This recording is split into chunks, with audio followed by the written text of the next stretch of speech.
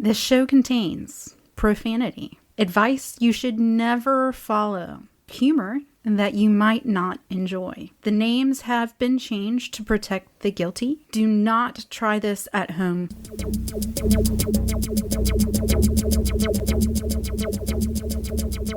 Greetings, Yellow Blazers, Blue Blazers, Bill Bryson lovers, Bill Bryson haters, Mr. Miyagi's, laughers, crane kickers, and hot handers, and the healing power of Mr. Miyagi's leg, and hot dogs. Be right back. hot dogs.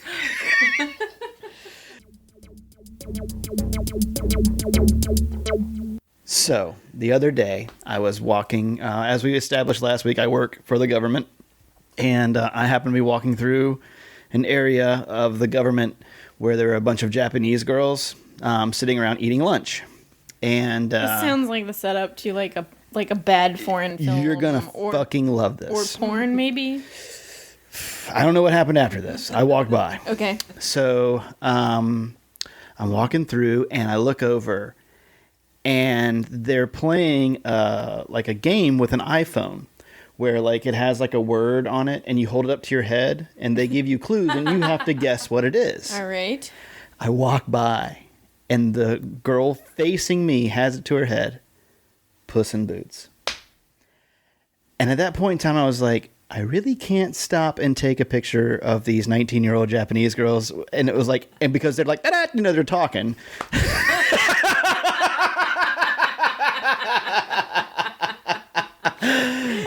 I cannot believe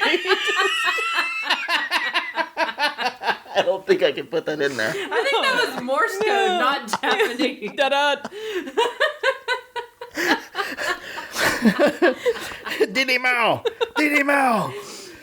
Oh, wow. Oh, so I couldn't, yeah.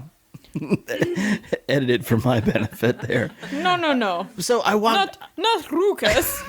Rukas. So I looked over and I was like, oh my God. But I just thought it was hilarious. And that's the intro to this show. We'll be right back. No, I don't know. I just thought it was funny. Puss in Boots. Yeah. I mean, what was it? I think the other day I looked for images for Puss in Boots just to see what was going to come up. And there were all the Disney, I don't know if it's Disney or Pixar or whoever did Antonio Banderas. There was a bunch of that. Then there were people, you know those like airbrush t-shirts that you get at the beach that have like cats on it and then it still says Myrtle Beach on it and you're like, why? Why? There was like a t-shirt that had a cat in a pair of boots. There were a couple of pictures of that, but it was just sort of one of those like, what's gonna come up? So I worked with a guy who it always throws me off when I see it somewhere, and I'm like, oh yeah. I worked with a guy who's a really nice guy. He and his. I do that all the time when people say LOL on. I bet. Oh yeah. By the way, LOL is here with us today. In case you couldn't tell on the show, I'll just spit this one out real quick, and then we can get on to talking about the Appalachian Trail eventually, I guess. So I work with this guy, really nice guy. Very family values based, and one day he was at work and he answers his cell phone. He's like, hey, and it's his wife, and he's like, hey, what's wrong? Oh, I'm so sorry. Oh my gosh, I'm so sorry. And he's like, is she okay? All right, okay, well, call me back if you need to. And I was like, I couldn't help it, but I was like, hey man, is everything all right? You know, he's got like a 2-year-old daughter and his wife at home. And he's like, yeah, his daughter it was around NCAA basketball time and she really got into basketball. So they wanted to find her like a little miniature basketball she could play with, you know, like one of those little collectible kind of things or something like that. And so his wife had asked him, like, where do I find one of those things? He's like, at a sporting goods store, you know, like you could probably find it at Walmart or Dick's or something like that. So, you know, like they did, they sat down, like, let's see if we can find one for you at the computer. So she went to Google and she typed in Dick's.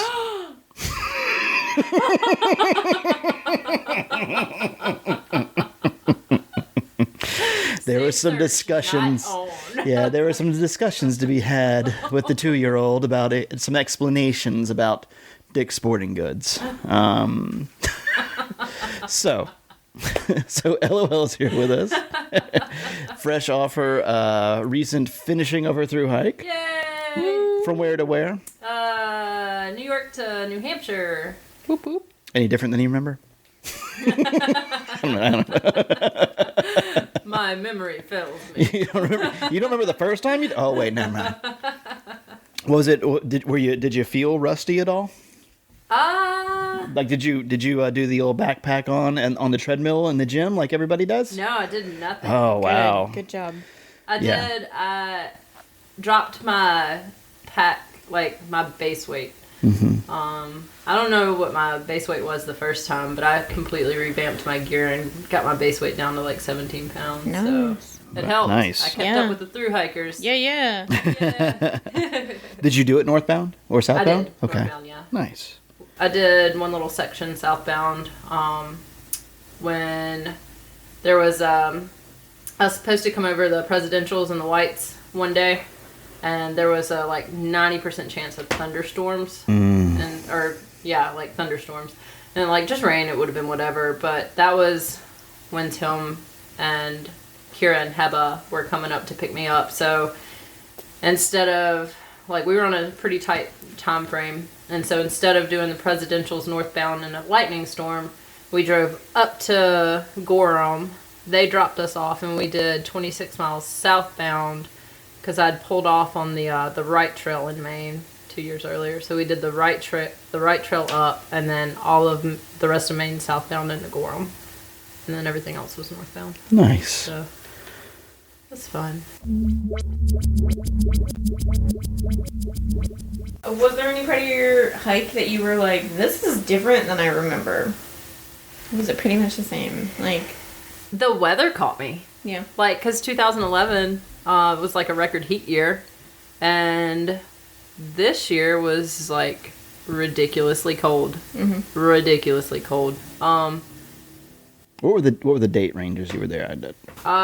End of July, like the last week in July was New York, and then finished the second week in September. Okay. So, Because I know for us in the South, it was wet. I mean, it was like, I think it was like, I know Asheville had a record-setting wet year really, as far as rainfall goes. I know we had it was one of the most wet years, like around the Nantahala. Mm-hmm. So yeah, so was it wet up there or just chilly? No, man. Did you experience a lot of rain?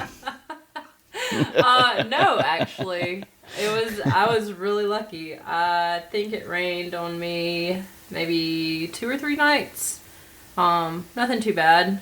And then through the whites, I got like perfect weather other than Nice. that. Yeah. Oh my God. It was wow. beautiful.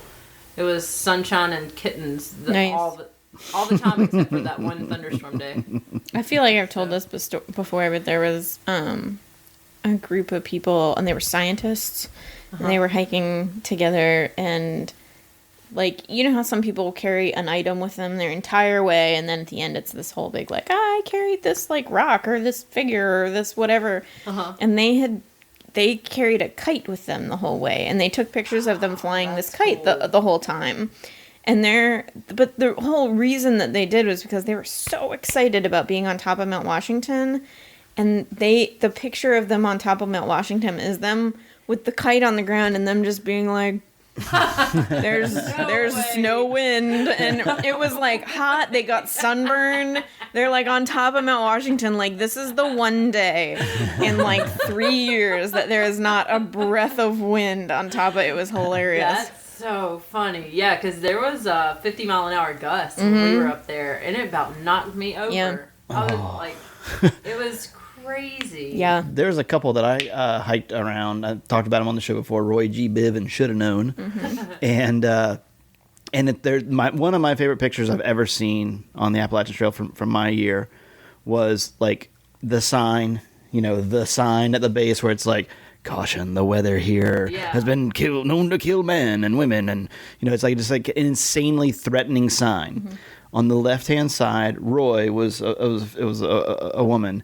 She's dressed head to toe in like, she was really skinny and really thin, so she got cold quick, but like she has on like 2 hats, like a jacket, puffy jacket, like all this stuff, and then Shoulda Known is on the other side in a pair of shorts and a Boston Red Sox cotton T-shirt. and he's just kind of sitting there and over. But they're both like, for those at home, you'll have to just imagine they're both going like, ooh, like with their hands up next to us, I'm like, ooh, scared me. But it's like, here she is like dressed for the abominable snowman, and here he is like out for a run around the neighborhood. Yeah. And they went over clean. I had a clear day going over, but I had Giardia, and that's been discussed many times. So I had that, but I did run into, I think it's Madison Hut. It's the next one to the north. And it was like, we got there and it was like starting to kind of drizzle. And then if you're on the porch in Madison Hut and you're looking up, there's like this hill, like the mountain kind of comes down to Madison Hut. And we saw like this storm, like up over the hill. And then you just see this spot like start making his way down. And this dude is like running in his pack. And he like gets to the base, and like when you come up to the porch of Madison Hut, or when you did, there was like on the side of the place, and there was like a 3-foot long porch, and then the stairs went down kind of to the right as you came out the door. Yeah. This dude is like running, and he like undoes his sternum strap, undoes his belt, and like as he's running, he just like like flings his pack like from like 10 feet away. He throws it, and then he just like and he like, we're outside, standing there watching this, and it just like the pack lands at our feet because it's only like 3 feet wide, and he just lands, and it's just like boom, this wall of water and hell comes down behind him. We're like, fuck yes, that was amazing. And how long has that storm been chasing you? And it was like, oh my god. And we're like, that was crazy. And then he like turns and like I think we'd met him like once before, and then he's like, yeah, but blah, blah, blah, like, but Bob's back behind me like a half mile, and that dude got the last bunk in the place. No. So the guy's walking in, so they were, I think all he those actually, guys thought that he was the biggest asshole. Yeah. We were all walking together, and all of a sudden he just takes off. The dude shows up like 20 minutes later and just like sits on the porch, and we're all like, and he's just kind of like, well, he's kind of, humming and hawing about it. And I'm like, I've already shit 16 times since I've been there because I have Giardia. It's kind of like, dude, I'd give you my... It was like one of those times when I had like uber confidence to go, man, I would really give you my bed. But and I'm just making everybody else look like shit, all the other Thru-Hikers, but not when they're around. I'm like, man, I'd give up my bed, but I've got Giardia, and I've already, shit like 12 times. And he's like, oh, it's okay, man. It's all right, I don't know that I actually did that. I might have just did that for effect in the story, but...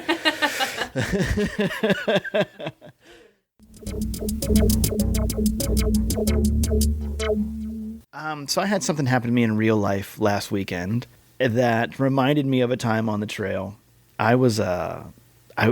We'd been snowed in for 3 days at our house, in Snowmageddon up there. We had anywhere from like 6 to 8, 9 inches around the place.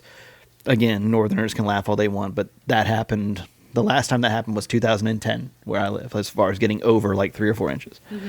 So it was just a great way to kind of just take 3 days off. And then the weekend came around. So on Saturday, my wife and I had exhausted a majority of our food in the house, or what we wanted to eat, Mm-hmm. So it was like, well, let's go to the grocery store. And so we went down to the grocery store. Didn't go crazy, just got what we needed. And like, we'll do some more shopping, next week. Let's just go, it's just enough for the weekend kind of thing. And I get up to the register, and the guy's like, or the lady's like, sorry, it's been declined. Like, what? And like, yeah, I'm sorry, your account's been declined. And I guess like at the grocery stores now, like, I guess they had enough of people like, oh, well, let's take this off, try it now. So now the guy goes, we can cover 70 cents of your order. And I'm like, what? And he's like, yeah, we can cover 70. I'm like, it says that on there? He's like, yeah, right here. Like, holy shit. And so we were just kind of like, we don't have credit cards. We just like, we just kind of, it was like, we didn't have any cash on us or anything like that. We're like, and me, I'm like, well, I need to go take care of this. So and it was like, okay, well, sorry to leave you with all these groceries. They're like, it happens all the time. So go out to the car and I look at my phone and I'm like, no, we have money. Like, what the fuck? And I go back in, I'm like, let me try it again. I didn't try it with my card and, and that kind of thing. I'm like, I'm going to go to an ATM and go get some money. And he's like, okay. I tried it. It didn't. It said 70 cents again. I'm like, what the fuck? So like, okay. And get home. Sounds like a hiker budget. Yeah. I'm like, what the hell's going on? and get back to the house and call the 1-800 number. And I had been prescribed by my doctor that I needed to take this certain medication for like 6 weeks. And I also needed to up my vitamin D3 by 50,000 fucking units. And they usually sell it like in 2,000. And I'm like, so I'm going to have to take all these damn pills. So I went online. They said, well, you can get it in a pharmacy, and sometimes you can find places online. So I guess I found a place online that was in Canada. And they were like, hold on, this is weird. And so that's all it was, is that they just kind of like, they froze the bank and that kind of thing. But when I was in Pennsylvania, we've talked about this before, when I thought I was a genius, and it turned out I was just hiking the trail in 1998. Yeah. But when I got up there in 1998, for some reason, my bank card, I think it was like Wachovia or something like that, didn't have the MAC symbol on the back of it. You know, like if you look at the back here, it has all those different things. Wachovia or something wasn't with MAC. And so I get to Port Clinton, and I'm like, well, I need to get some cash out. I go to ATMs, like, and they're like, nope. And I try to use my card at places, like, nope. Like, what the fuck? I kind of need food and money and stuff like that. And so that's when I learned the trick of, you go to the post office, you get a mail order, a money order, addressed to yourself. And then they're like, okay, here's your money order. You're like, okay, thank you. Hi, I'd like to cash my money order. And hey, you got a money order. They got to honor it. And boom, you get your money. You bastard. You son of a bitch. You got around the MAX system. And, but I did have one guy that would just refuse to do it. And I was like, whatever. That was in Maine. I was already done with the trail. I didn't give a shit. But yeah, so I was like without money all of a sudden. And it was like, oh my God. And so I spent like one day there, like trying to figure out what to do and like living off my friend that I was hiking with. And what about Hamburg? Could you not have hitched into Hamburg? I think the guy, well, what happened was somebody did a shuttle there, and he took us in there, and I stopped at an ATM, and I couldn't get anything. And then I went to the grocery store and just like, hey, I want to get this drink or this gum. And they tried to get it, and it was like, nope, sorry, it's not working here. So that's when I had to do, like, there was just something about my card. It was just, you know, Britney Spears toxic. It was not going to be fucking used.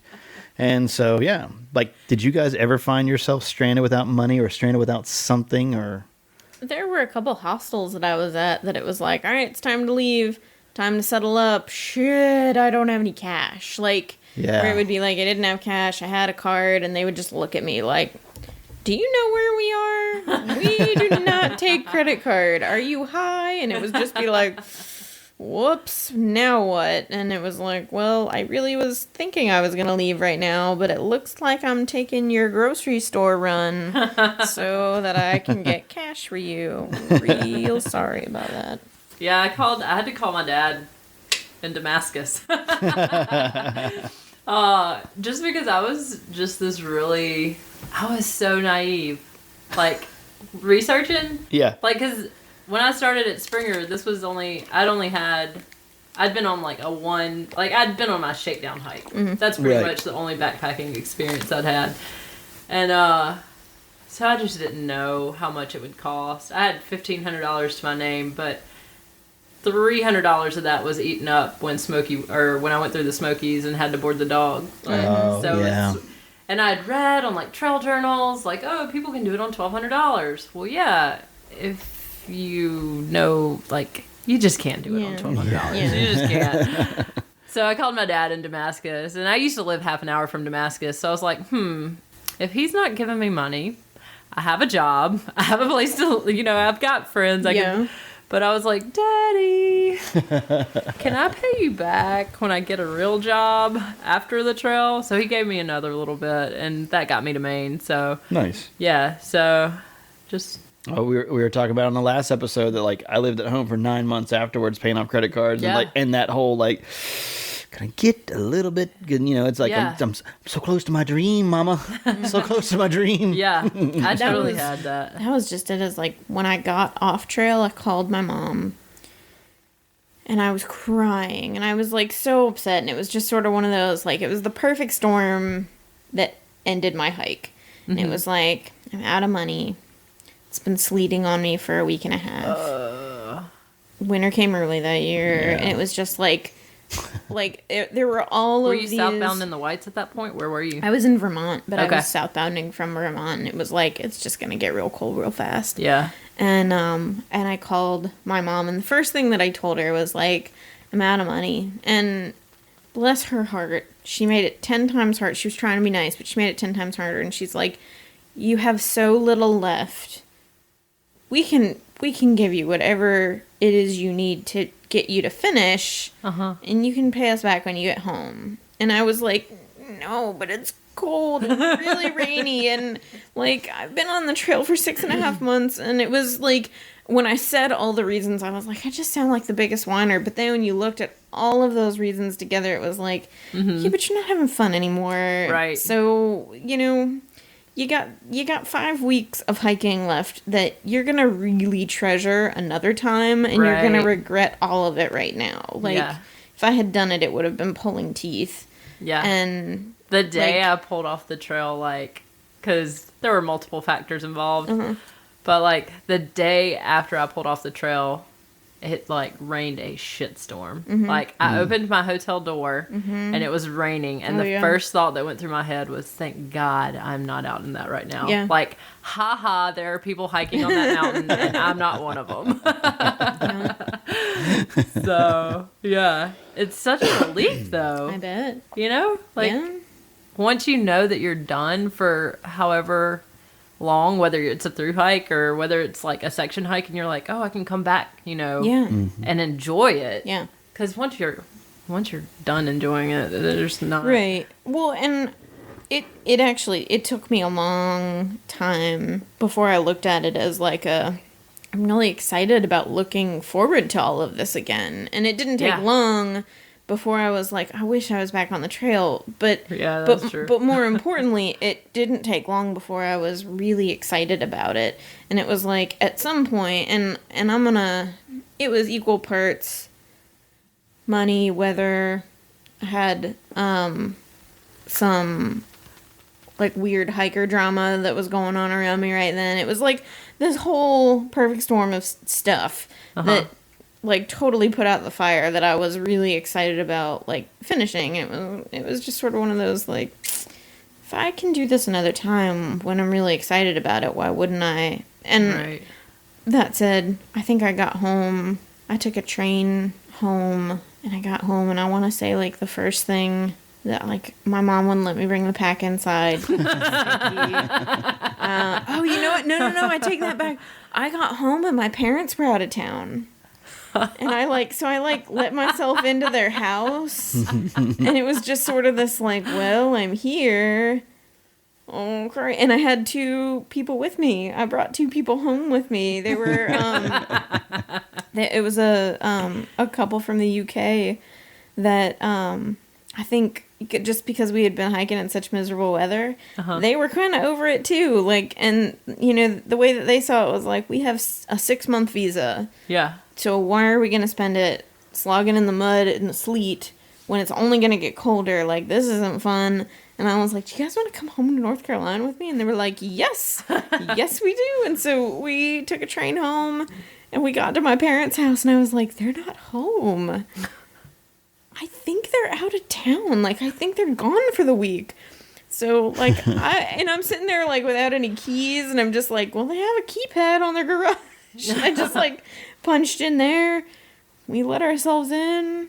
We made a mess of the house, and I just kept thinking, like, we'll clean everything up before they get home. But I didn't know when they were going to get home. They and then show up a day early. My mom shows up and comes home, and the whole house stinks. And we are like, and she just was like, you're here and you brought friends. And it was like, yes. And that said, she loved having the couple over, and we had a big time, but it was just one of those things that it was like, I remember getting home and flopping down on my bed and opening up my closet and being like, I have so many options of clothes. Like, this is so nice. I think cotton clothes were like that Oh was my gosh, that was that's the thing. best. That was the thing I held on to the longest, where it was just like I can put on anything I want right now, and most of it will be very soft. And I can wash it tonight. I can wash it. Yeah. And wear it But why again tomorrow. need to? Yeah, but it's like, but because I can. Exactly. At this point, though, after being on the trail, like, I seriously go, like, 2 weeks without washing my clothes, and I'm like, and it still doesn't stink Yep. as bad as it would have. I remember when it took me a 24-hour bus ride to get back from Maine. And when I got home, my mom was actually, unfortunately, had to be out of town for work. But my mom, is just a rah-rah mom, supportive all the way. So before she left, she made like a little poster board, little piece of paper, like on construction paper or like a, big poster board kind of thing. And she like used like clip art, like tent boots. It said, congratulations to, and then had our real names, through Appalachian Trail Thru-Hikers, and like made my dad take it to come pick me up. And my dad's like standing next to the bus, like holding it about waist high, like, yeah. And he's like, pretty much, he looked at me, he's like, okay, you saw it. And he puts it down, like, like, all right, okay, there, yeah, you can tell your mom you saw it, kind of thing. But Barf's parents were there, like mom and dad were there. And I remember somewhere like in Vermont or New Hampshire, I had lost my, I call it a toboggan. Some people call it a beanie. Some people call it a toque. Or a knit hat. I know that us from Canada, Yes, those of you from Canada. we call it a toque. Call it toque. So I had a toque on, and I was in some place, and I don't know what I was thinking, but they had, do you remember that clothing company of the 90s? It was called Porn Star. Like it was, I think so. it was probably like the late 90s version of Big Johnson. Yeah. It's like Porn Star. That's the one with the logo is the two girls sitting back to back? I don't know. I think so. Maybe it is now. I don't know. But I'd back say Google it, but yeah, but dicks. So I was like, we were in some store, and it was like, I could have got like a black one, but this was like obviously like a knockoff Porn Star knit hat, Because that's the best kind. right? And so I was like, it was like a gas station or something like that, and it was like, I'll take the Porn Star one, And so a lot of times whenever we would get someplace and it was like, okay, time to take a picture, like here we are in front of whatever the hell. Wait, let me put my porn star hat on. Wait, let me flip my porn star hat inside out. Yeah. Because you couldn't see, it was just burgundy on the outside, like on the inside. And so, but then occasionally I would not. And so what was happening was this is back in the day of film, we're sending all of our film home to Barf's girlfriend, whose little sister worked at Eckerd and the Photoshop place. And so she's just cranking out our fucking, like, you want triples? We'll get triples. And then, like, at some point in time, she lost her gig. So, like, she hadn't developed everything because she couldn't do it all at once, like, as often as we were sending it to her. So then it was like, it's like the ultimate insult. You're like, no, I've got to pay to have pictures made. yeah. And I was like, ugh. But, Do you remember how expensive that Film was expensive. you know what's Film crazy? Developing was expensive. Today, on my way over here, you asked me to stop and get something Yeah. and to get some beer. Well, it was a place, it was like a grocery store and then like a convenience store, it was like a car drug or something like that right next to it. And when I pulled up, I looked over at it was like a CVS or something like that. I look over and there's a woman in the parking space next to me with a full fucking like photo album in her lap, like leaned up against the steering wheel. And she's like sliding the pictures she's picked up from CVS Photo Center into it. And then like when I came out, she was just like flipping through it and looking at it. And it was like, I could tell when she was flipping, it was just like people's faces, like, hi, like just like, somebody's arm around somebody else. And it's just their faces. She's just like flipping through in the CVS parking lot. And I was like, let me get the fuck out of here. But so anyway, so apparently a few times I let the old porn star hat on the right side out. And so I had flipped it inside out to get off the bus, to say hey to my dad and Bart's family. And his mom goes, go ahead, turn it right side out. We all know it says porn star. And I was like, hey, nice to see you too, Mrs. Barf. And awkward. Unfortunately, it didn't make it on quite yet. Yes. All we have is the reaction.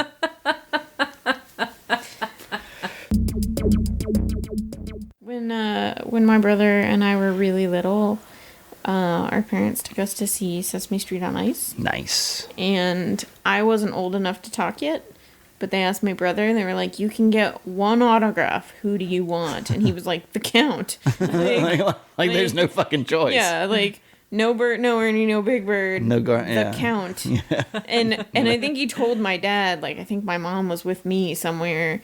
And so my dad, like, feeling like he's pretty much the best dad ever, is like, you know, what? Who do you want to? The Count. And he's like, I don't know who the fuck the Count is. Like, what?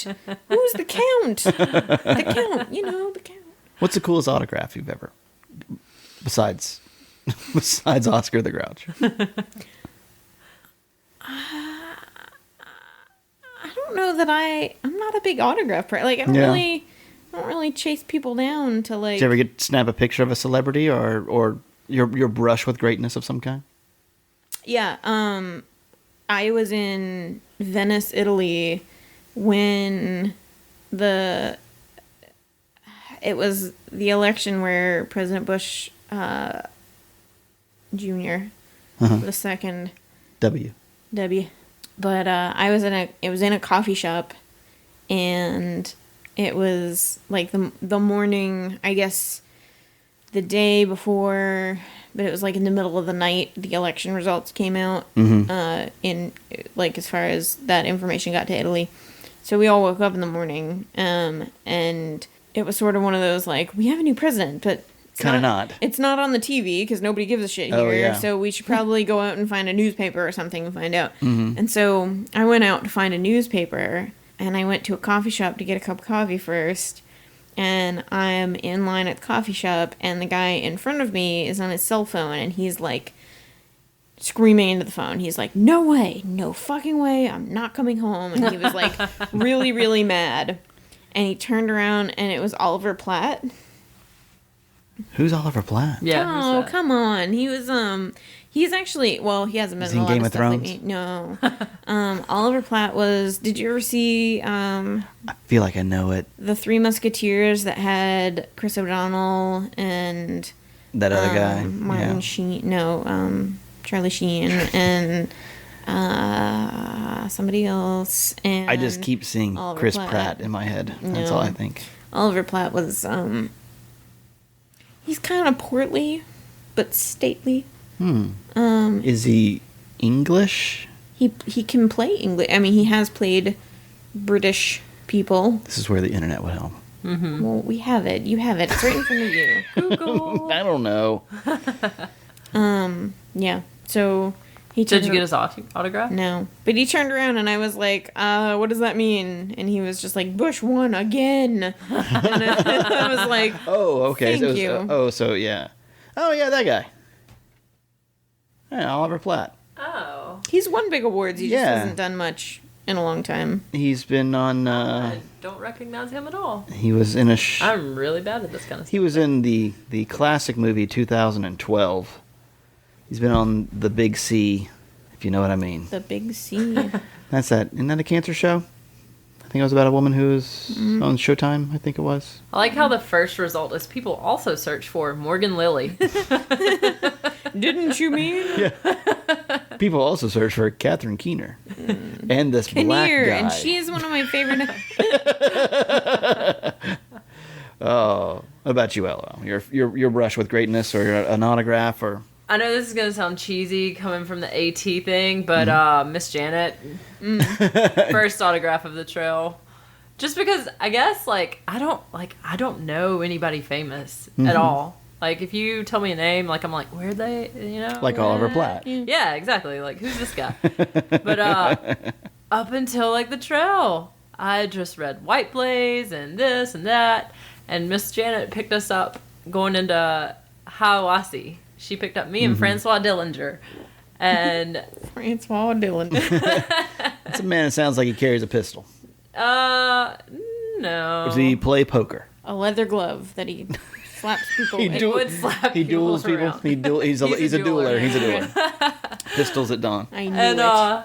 She was driving her van, and we were like, "Hey, we're LOL and Francois Dillinger," and she's like, "I'm Miss Janet," and I'm like, "Wait. Did she say Miss Janet? I was like, "Are you the Miss Janet from White Blaze?" And she Of said, White Blaze fame. Yeah, I know, of White Blaze, right? Not like, wait. That would honestly be like somebody getting our autograph. Be like, yeah, the people that put out that hobby. Are you those jerk offs that claim to do a trail show and really you just talk about other I've shit? got something to say to you about Jennifer Farr Davis. Did you sign Miss Janet's van?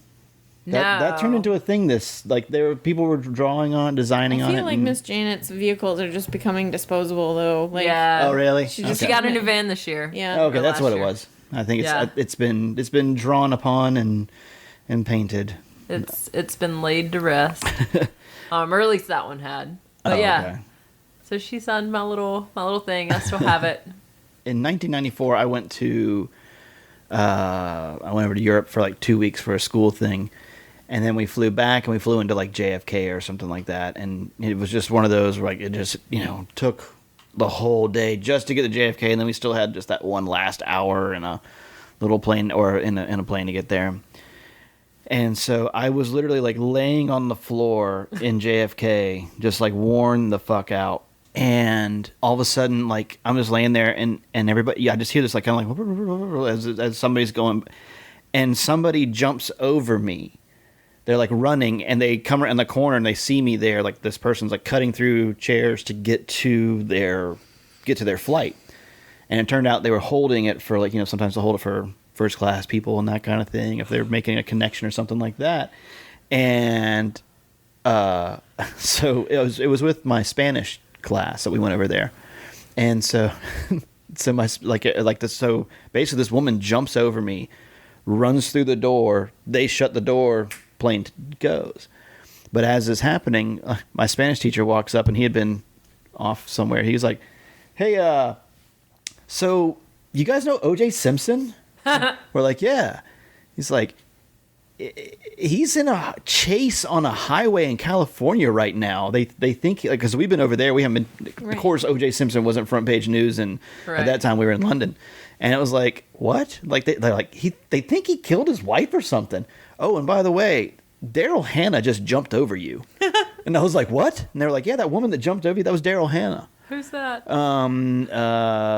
She was Splash, Splash with Tom Hanks. Oh, yeah. Yeah, and she's been in a bunch of other stuff. She was in Kill Bill.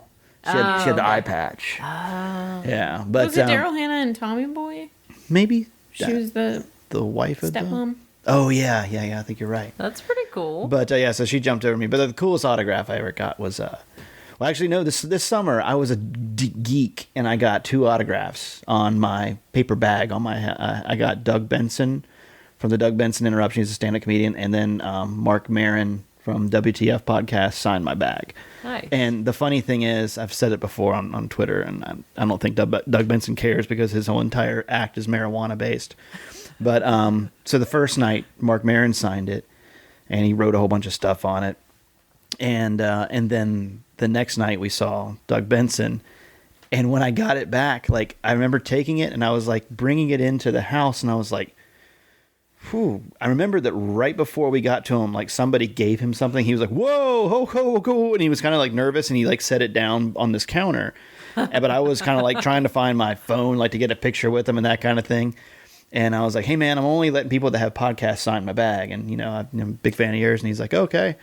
And he signed it, and then like that night I just put it in the backseat of the car, and then I'm walking in and I'm like, what is that smell?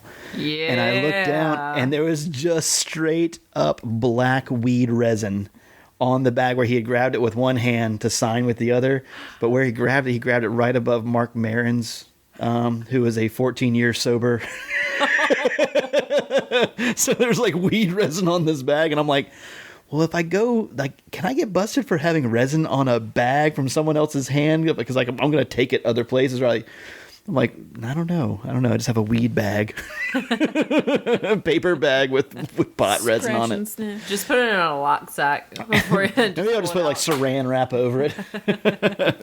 But Some Flex Seal Bright. Or Flex Seal Clear. yeah, just cover it up with Flex Seal Clear. It'll save you thousands of dollars. We can't sink this boat anymore. Well, that was a trip down Autograph Lane. Yeah. We'll be right back.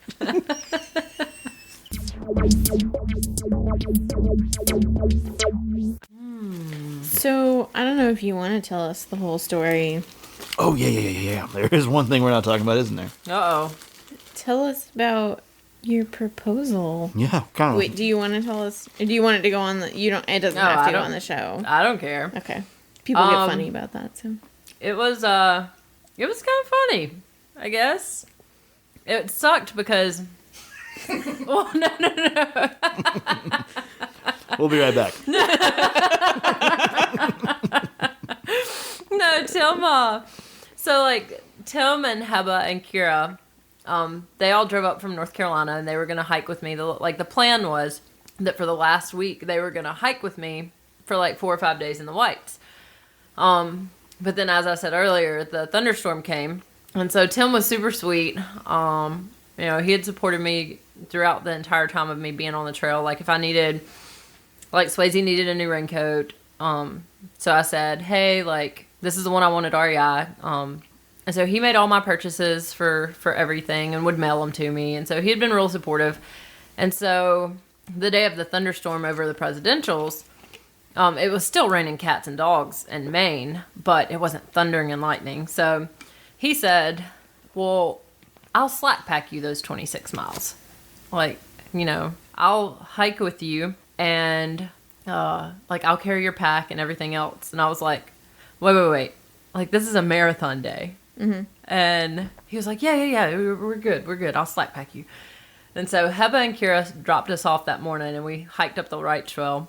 And, but then, so they drove over to Portland that morning. And Tim and I hiked. We set out at like 9 o'clock that morning, hiking up the right trail. And like crossing rivers over broken logs and all this other stuff. And so he went from, like, bless his stinking little heart, he went from not doing anything, like not sedentary, but work life, to hiking a marathon day in southern Maine and New Hampshire, or like northern New Hampshire. And I was like... And so it was raining that entire day, and he basically sprained both of his ankles hiking that day, and that put him out of commission for the rest of the week. So, like, we didn't finish until we put in at like 8 or 9 that morning. It took us until 1:30 the next morning to finish. Wow. Because it was raining, it was foggy, it was like, whatever. So he had sprained both of his ankles, and so he couldn't do any hiking. And so... They had dropped us off the day before at, oh geez, my memory fails me, whatever the notch is before Franconia Notch, I believe it was. Mm-hmm. But he had dropped us off at the notch before Washington, basically. And so we hiked up. Myself and Kira hiked up the mountain, and he had called her back right before we went up there, and he was like talking to her, and I was like, wait a minute, what are you saying? And pumpkin spice, this was like the season of pumpkin spice. And I just kind of made a joke with them the night before, because they had pulled us, they'd taken us off the trail at that notch, and we'd spent the night in a hotel. And then they put us back on, and I was just kind of kidding. I was like, when we get up to Washington, if you just feel like bringing me pumpkin coffee, I would be okay with that. And so he pulled Kira aside, and I was like, what was that? I don't understand. And so the next morning, because we had hiked up to Lake of the Clouds, and then the next morning we were at Washington, and turns out he was going to be there. Somehow, I guess Heba had texted me that they were going to be up there. And so it was kind of just, I was like, well, maybe he'll bring me coffee. And he was acting a little strange. And when he was on his hike, he didn't summit Washington. like, I know it's only like 5 feet, but he's big into like ice climbing and stuff. And he's like, I'm not going to summit Washington until I'm climbing up it in the winter with crampons and ice picks and stuff like this. And so I told him, I said, well, I ain't going to be there for that because I don't like the cold. I said, so if you want to come with me, like, to watch me summit, like, that's cool.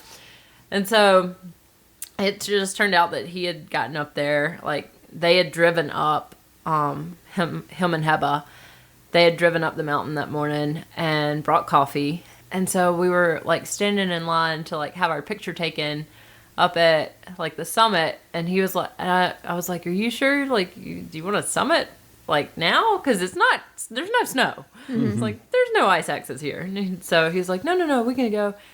And so there's 50-mile-an-hour winds blowing, and we've got Swayze, like, or I've got Swayze's leash, and, like, I'm wearing my pack, and he's just there. Got 2 busted ankles. Yeah.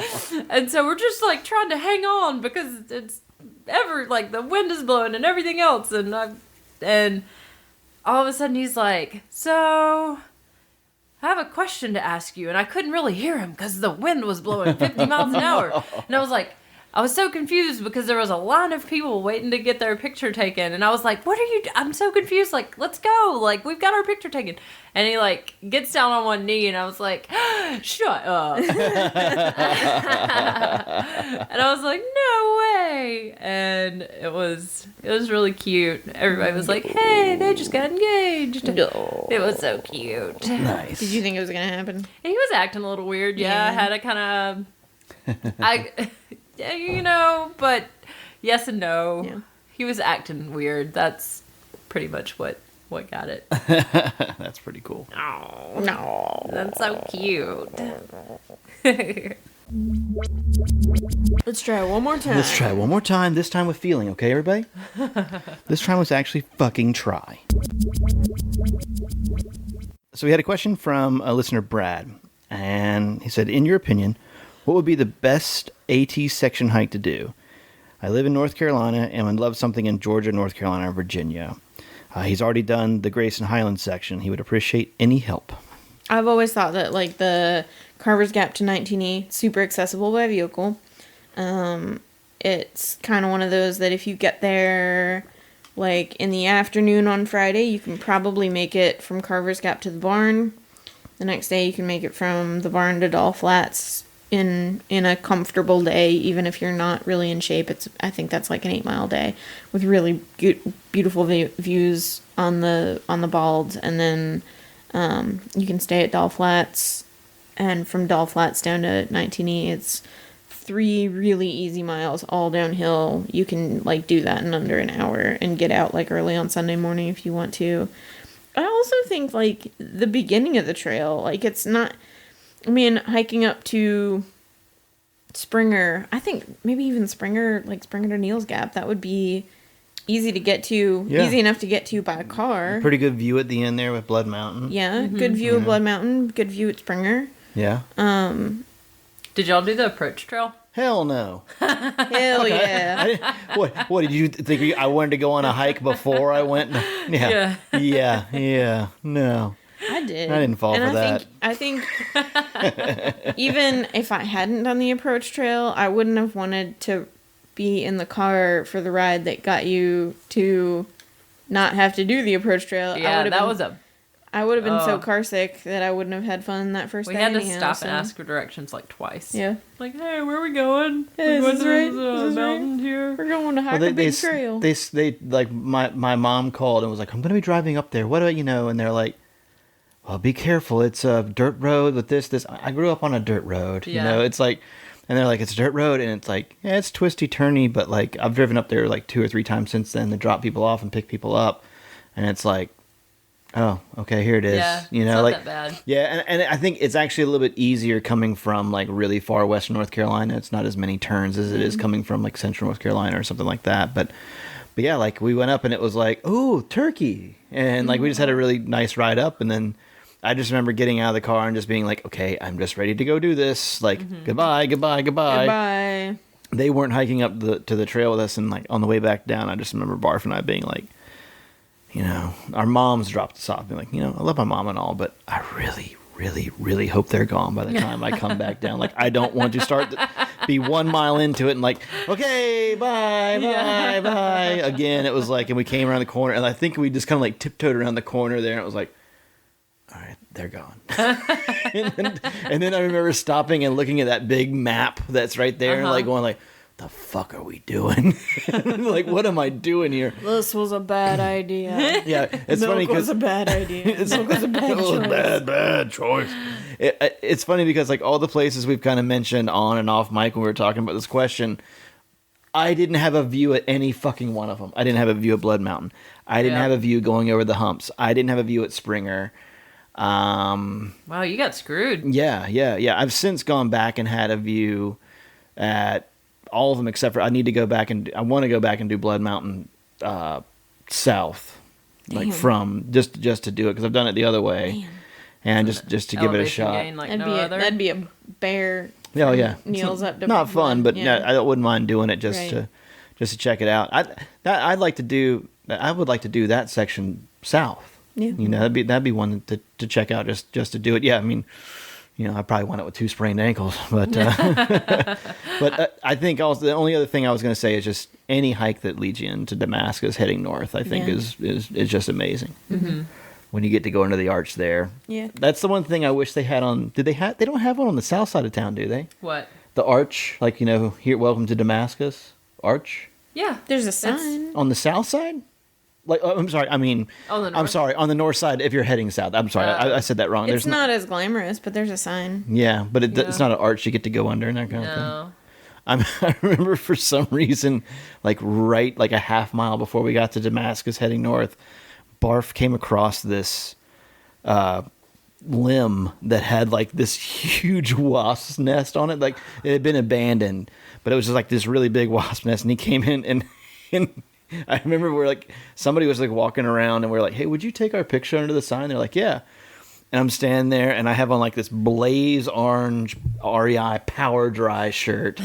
And Barf's just standing there like with a raincoat on and his pants and he's like holding and I think he's actually like pointing, he's holding up this big wasp nest on a stick and then pointing to it from under like, and he's got this look like,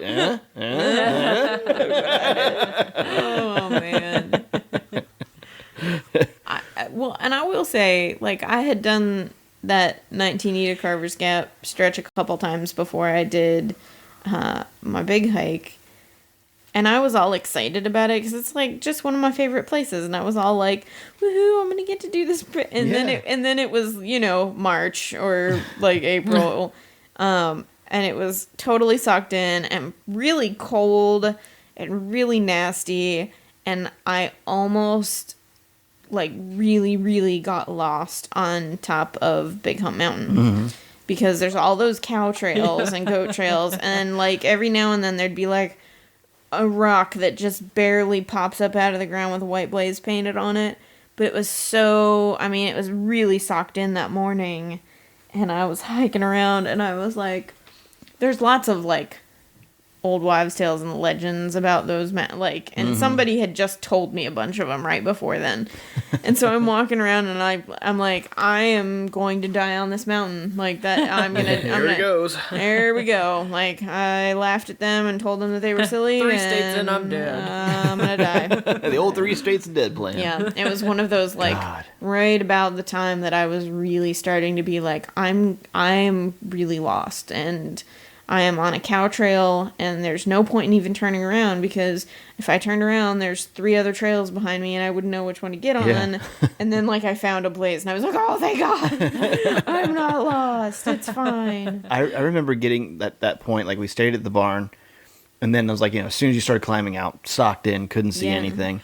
And I remember I'm trucking along, you know, not going slow or anything like that. And I'm just cruising along and having and like Barf was fast and he disappeared ahead and I had an idea of where he was and I kind of had in my head like, okay, I think I know what's in front of me, but you really can barely see like 10 feet, you know. It's just like, all right, you're trying and you're keeping up, and then every once in a while a break in the clouds would come through and it would just be like this little, you know, eye of a needle that you could see. And I remember one time it went through, it was like, whew, and Barf was like 300 feet above me and a quarter mile away, and it was just like this, and it was like, oh fuck, I'm about to go up, and I think it was like up Big Hump. Yeah. I had no idea where I was, but it was just like, it was like a ghost image of like clear, and like I just saw rock or like, you know, or just something, and like this tiny person, and it was like, holy shit. It's like when, I don't know, did you guys have people ahead of you when you went up Katahdin? Yeah. Yeah. And you're like cruising along, you're like, not doing too bad. Then you get up to that fucking moon rock landing field. I mean, it was snowing on me on the bottom part, and then we got above some clouds for a little while. And when you get up to that one part where it's like, yeah, they could have filmed the moon landing. I remember being like, yeah. And like, I remember Barf and I were standing like, that's pretty cool. And he's like, yeah, but hold on. There you go. See that? And it was like, fuck, that's a person? And it was like this little speck, and you're like, I really thought this was like a half mile long. And it's like, no, that's like 2 or 3. You're like, here we go. It's never do you feel more defeated than the last couple. Like, I just wanted to. That was a fun climb, though. Oh, it was. Like, I didn't mind. Well, obviously, I guess it's because it's Katahdin and nobody minds climbing Katahdin. But like, that was. I don't mind it if you're on a bald and you can see where you're going. It's the crap that puts you in at the, like, I always hated climbing out of towns. Yeah. Like, for once, I wish that they would just build a town on top of a mountain so you could climb up into town and go down out of town. Like, but it's always up out of town. And I always hated those because... And you remember the good times you had back there? You're like, man, I drank beer there. Yeah. I slept there. And you just keep on going up. You're like, This Hardee's breakfast feels terrible going out of here. It is sitting like a rock right why did now. I think that smoked sausage and bologna was a good idea for breakfast? That gravy biscuit was a big mistake. How many times on your way out of town were you like, I got to shit? You're like a mile out of town. You're like, You I eat wish- so much food. yeah, and then you're like, that oh God. you have to poop like 3 times more than you normally would because you just ate so much.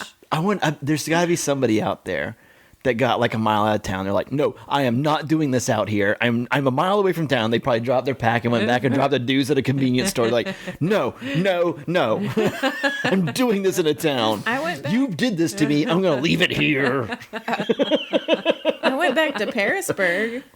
Oh, yeah? No way. Yeah, I think I spent 2 days in Parisburg. And as we were walking out of town, it started raining. And like we were still on paved roads, like walking out of town, and it was raining, and we both... That walk out was horrible. It was long, and it was just sort of like, ugh, okay.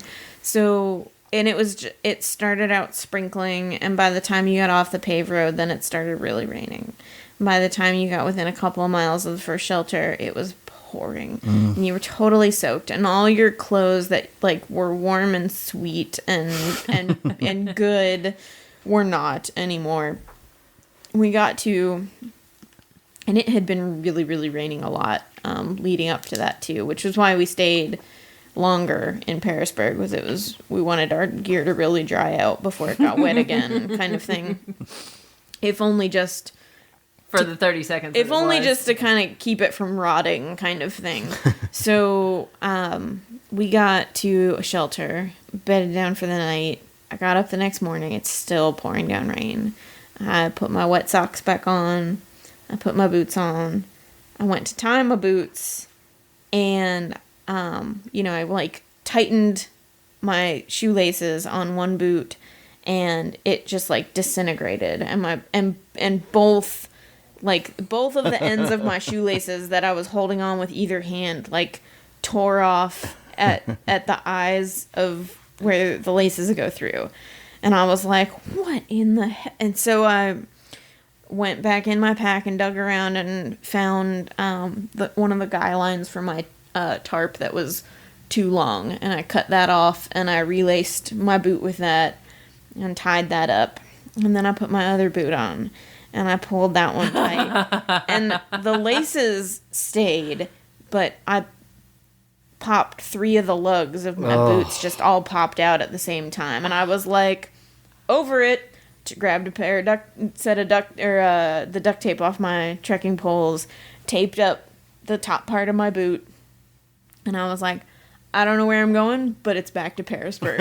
And I got on trail, and there was a road crossing like a mile and a half from that shelter, And I got to the road, and it was one of those, like, you look up the road, you look down the road.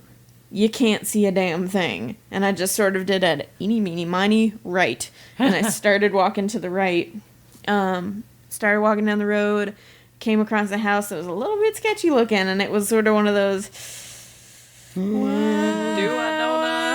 doing it. And I walked up and I rang the doorbell, and nobody came. So after I stood around for a little while longer, I'm like, this probably isn't the best house to ask. So I got back on the road and I kept walking. And the guy that I was hiking with at that point, like, was sort of just like, he was along for the ride. Like, he was sort of like, I'll walk with you on this one because I'm not. We'll see what happens here. And I mean, really, realistically, we could have walked along that road for tens of miles and never seen anything. But we saw a couple of houses. And I'm walking by, and there's a house that looks like a suburban house plunked in the middle of nowhere. Like, complete with, like, a nice grass yard, like, cut out The dude had sod. Yeah, like, cut out of the trees. And as I'm walking up to this house, like, a little old couple is walking from the front door to the truck.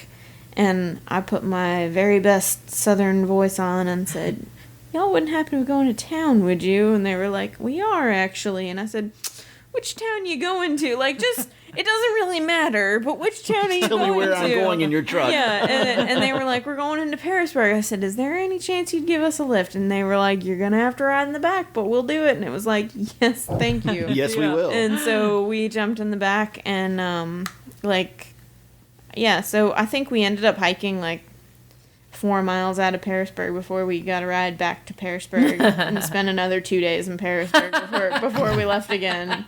And you better believe we did not re-hike those 4 miles. We got a ride back to, we didn't even know where we had come from, but we were going to go back to it. And we somehow or another found it. The Boy Scouts had just built a bridge right by there. I remembered the bridge, and so Everybody in Parisburg, the Boy Scout bridge. Yeah. The Boy Scout, yeah, I can take you back there. We were there at the dedication. I think I've told this before, but where was the White Wolf Inn in Maine? And it was just it was a white German Shepherd out back. It wasn't like Rangeley. It was someplace like, halfway through Maine.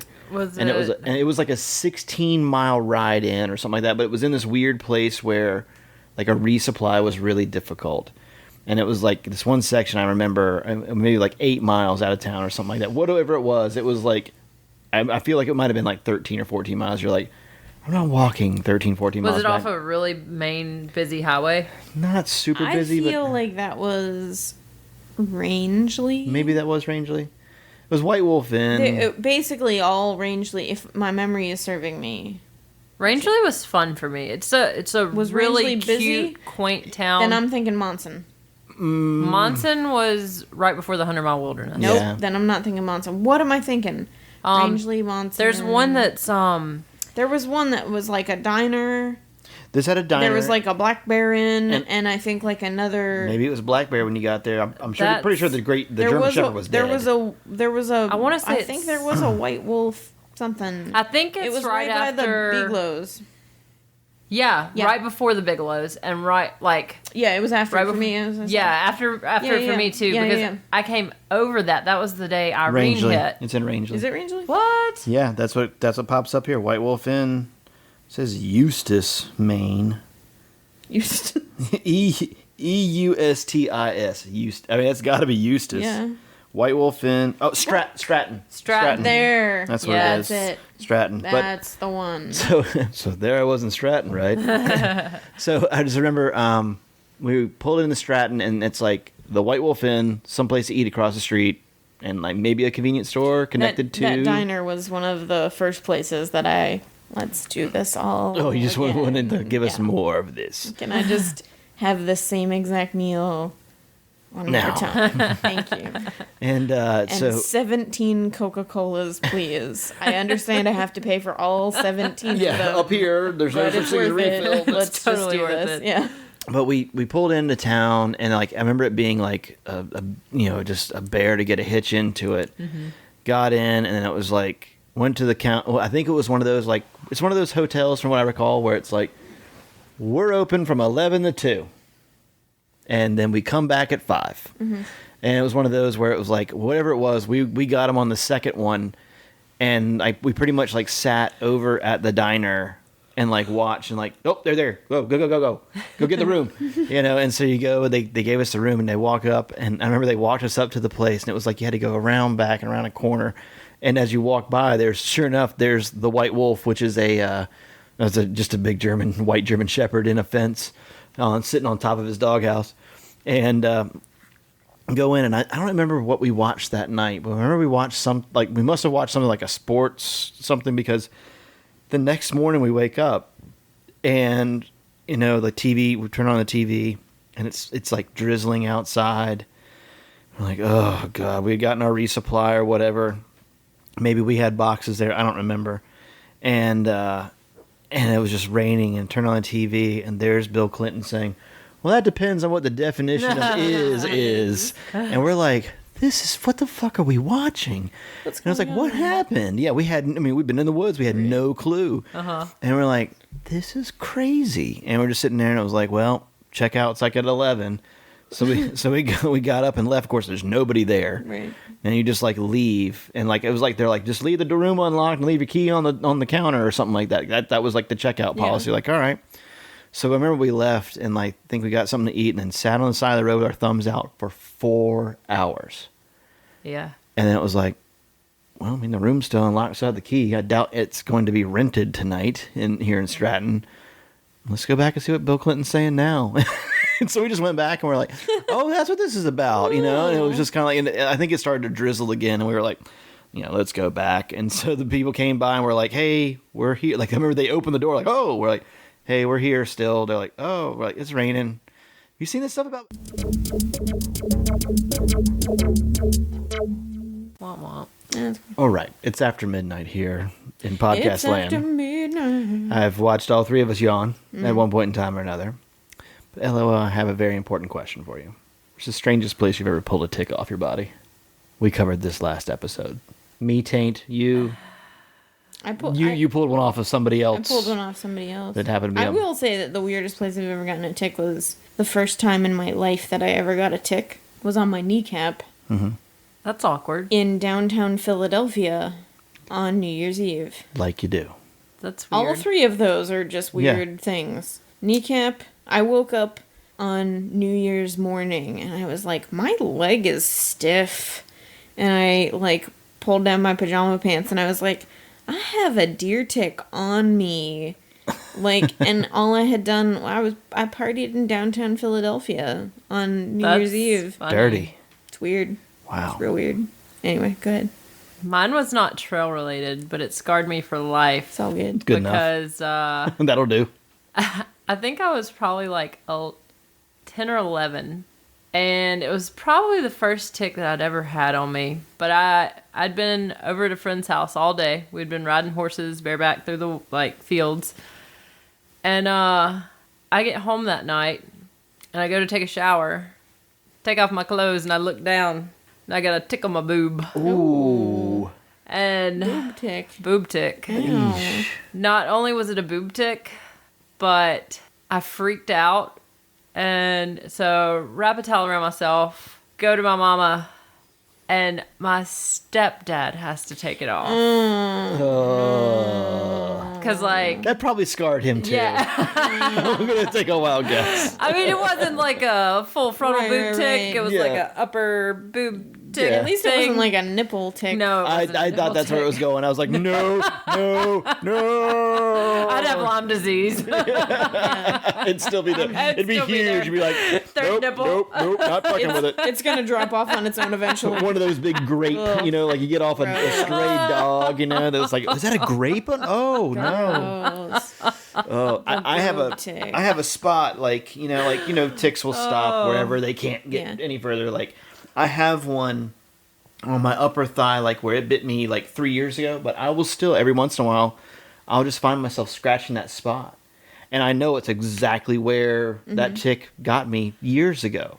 But it's like, I will, if I, then after you find that tick on, you can't get that feeling of, there's another one. I've got to be covered. It's like, I have like an eternal, like, Yeah. I'm scratching that spot where that damn tick got me that time, and I I'm wonder like, if there's something there, or if it's just, yeah. I was and I bet you find a tick in your hair. I mean, you've got a lot. LOL has a lot of hair, and that's not an insult at all. But you have a lot of hair, like great hair. Like I think it was Hiawassee. I want to say it might have been even like further than that. I didn't have a lot of ticks on me like throughout the trail as a general rule because Swayze had Frontline on her. So I feel like that kind of combated all that.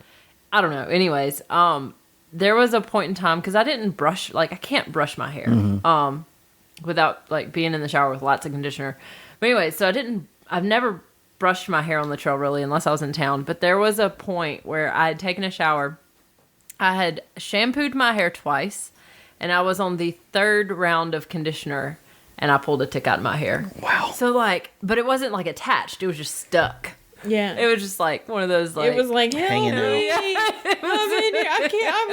I can't find my way out. You're waterboarding a tick. Yeah. It's like, I did it. I know him. I know one time, like, I got home from working outside all day, and I want to say it was when my fiance and I were just dating, so, like... It was one of those, like, I had been working outside hard for, like, 10 hours, and we're going to go on a date tonight. So I, like, busted ass home, jumped in the shower. I'm trying to get ready really fast. I'm shaving my legs, and it's one of those things that I didn't realize it until, like, I was shaving up my, like, calf.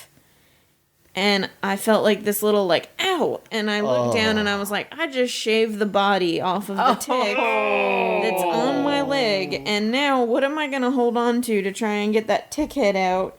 And I never could, I mean, like, I wasn't ever able to pull it out. It eventually just came out on its own. But it was one of those, like, I saw it about half a second before I could stop. I could stop, and it was just like I watched it happen, and I was like, no. Like the dad in Dead Poet Society. Yeah. No, it happened. Well, man, I really wish. I think we found a new segment. TikTok. Oh. TikTok. Oh, that was kind of a good one. I gotta give it to you.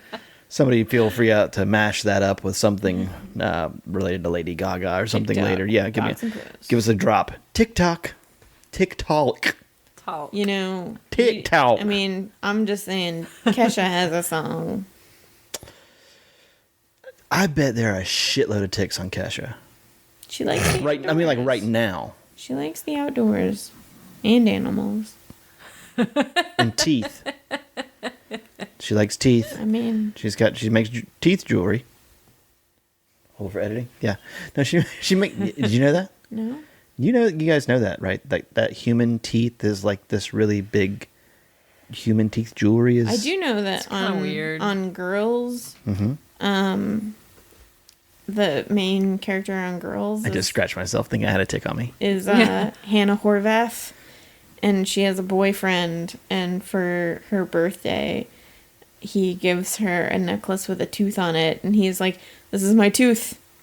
Or my sister's. I don't know. My mom kept them all in the same jar, but one way or the other, it's my DNA. So, you know. That's crazy. That's kind of weird. I just found that out She's the like, other day. I love it. It's great. And I'm like, I believe Kesha was in rehab recently. She was. It's true. And she was on Twitter asking her fans to send her their teeth, like baby teeth and stuff like that.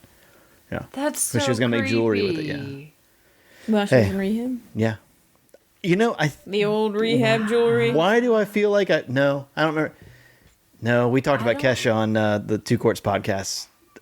I don't know. I can't remember if it was then or not, but I've heard something recently where she's like teeth. That's really jewelry. creepy. Yeah. That's like along the lines of voodoo and hair and drops of blood and. Yeah. Ugh. I recently found out there's like some kind of ingredient in something that like maybe Burger King or something like that, like allegedly there's some kind of ingredient that it is a composite of, or it's a mixture of duck down and human hair, and it's used in like Burger King something. And you guys heard about the Subway bread? Did you hear about that? No. There's an ingredient in Subway bread that is also used in Yoga mats? yoga mats to make them soft and spongy. And same thing's found in Subway bread. But they've decided they're going to get rid of that. Probably as soon as they get rid of all of it and finish using the stockpile You they got have. us. We're gonna get rid of the yoga mat Yeah, bread. no MSG. Yeah, something like that. yes. But Well, it's like Starbucks using the ground up beetles for the strawberry drinks. oh yeah, I heard about that. Yeah. People want all natural, but they don't want bugs. Beaver anal apparently. gland extract. Yeah, heard about that. That's super weird. For some particular... Vanilla. Oh, yuck. And then it's also used. Yeah, it's used in perfume. Yeah. Yeah, Same with like beaver balls. Muskox. Yeah.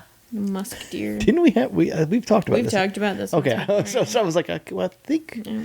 I think we talked in detail about the beaver anal gland. Yeah. Yeah. Yep. Yep. Sure did. So I think we've covered everything today that we've covered before. White Wolf Inn. Yeah. Let's see. Maybe we should wrap this sucker up. So, as always, you can find us on poxandpuss.com. I am at PoxHoliday on Twitter, at PoxHoliday on Instagram. We are at PoxandPuss on Twitter and at PoxandPuss on Instagram. Instagram's still our #1 following. And we can find Puss in... I'm just going to shut up. Puss. Yeah, go ahead. Puss in Boots. I'm at Puss in Boots. No, at AT Puss in Boots on Twitter. Puss in Boots AT at Gmail. And also on Etsy at Pox and Puss. Just got some new t-shirts in. Nice. Going to be screen printing them tomorrow. Nice. So we will have them available real soon. But aside from that, we do have, of course, our Pinterest account that hasn't gotten anything on it yet. But I'm positive that one day, between eating bonbons and watching soap operas, I'll be able to get around to it. But for right now, it's pretty empty. Have you guys ever done Snapchat? No. I think you have to. I've seen people... I think you just have to have your dick out, basically, Yeah, right? you either have to like flash your titties or your penis, or be 15, or all of the above. Well, you know So- what? The other day, I just signed up just to get the name, And Blimey found me. He's one of our guests. He lives in England, and he hiked last year. And like, I think he was drinking because it was like mid afternoon for me, but like nighttime for him.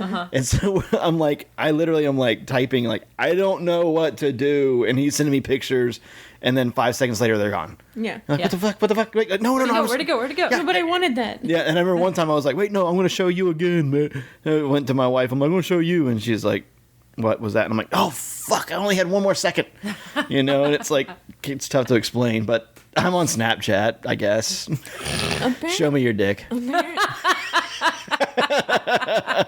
I like how he said, show me your dick and not show me your boobs. We know where your mind's at. Come on in.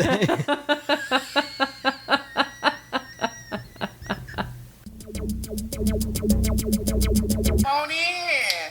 BigDickBitch.com. BigDickBitch.com.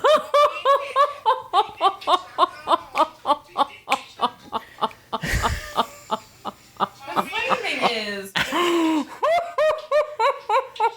when she first opens the door. The whole episode